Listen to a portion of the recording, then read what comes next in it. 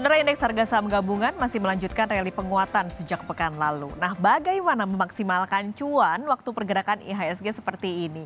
Pagi ini kami sudah bersama Marta Christina, Senior Investment Information Mirae Asset Sekuritas. Selamat pagi, Mbak Marta.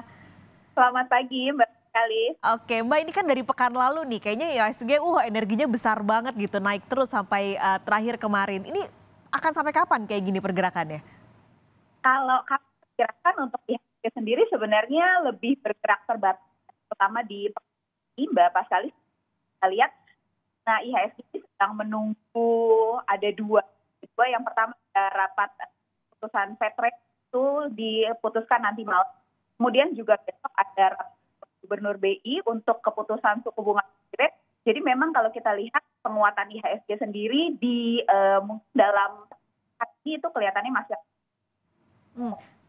Ini tapi untuk dua sentimen ini, The Fed dan juga RDGBI yang nanti akan diumumkan hari Kamis, sentimennya seperti apa, Mbak Marta?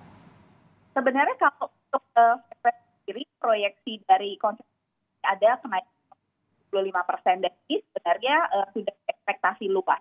Nah, yang dilihat oleh Pak ini sebenarnya adalah menunggu komentar dari Fed Chairman. Bagaimana proyeksi Fed Rate sampai tahun begitu, karena Fed itu menarget bunga itu hanya di 3,4%. Kalau misalnya naik jadi 75 basis poin, sudah 3,25% nih. Jadi udah tinggal dikit lagi menuju. Jadi itu yang ditunggu. Kalau untuk BI sendiri, ini perkiraan adalah kenaikan. Ini 25 basis poin ya, jadi nanti akan menjadi 4%. Sepanjang sesuai ekspektasi ini pergerakan IHSG ini bisa melanjutkan penguatan, tapi jika ada sesuatu yang di luar ekspektasi yang bisa berpengaruh ini terhadap. Oke, berarti untuk investor nih, strategi yang paling pas waktu pergerakan IHSG sebenarnya cenderungannya terbatas, lalu ada beberapa sentimen juga yang masih membayangi. Apa yang harus dilakukan investor, Mbak Marta? Sebenarnya untuk investor sendiri ini cenderung kalau kita lihat, kita memilih untuk wait and see dulu ya terkait dengan karena ada dua keputusan yang besar major yang bisa menentukan pergerakan IHSG di pekan depan. Jadi kita bisa kalau untuk ini bisa wait and see karena IHSG-nya juga nggak murah. Jadi IHSG-nya itu sudah cukup tinggi ya, udah menembus level tertinggi. Jadi kita lihat sebaiknya wait and see menunggu ada koreksi, bisa memilih satu fundamental bagus. Oke, berarti nunggunya masuknya jadi lebih baik pekan depan gitu ya, melihat bagaimana pergerakannya terlebih dulu. Iya, betul sekali.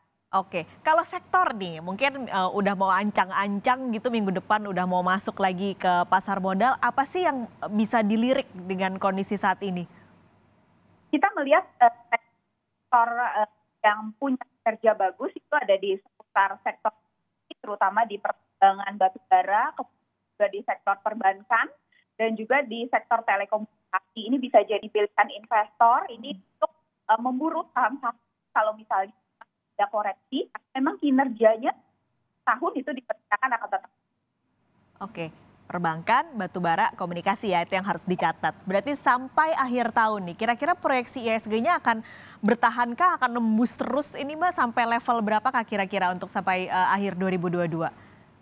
Kalau kita di target sendiri di level 7.400, Mbak Pascal, memang kelihatannya ada penguatan depan untuk IHSG terus, tapi memang sudah lebih terbatas gitu. Karena kalau misalnya the Fed lebih dalam menaikkan suku bunga, tentu saja potensi ada loading yang ini bisa berpotensi menahan IHSG seperti itu.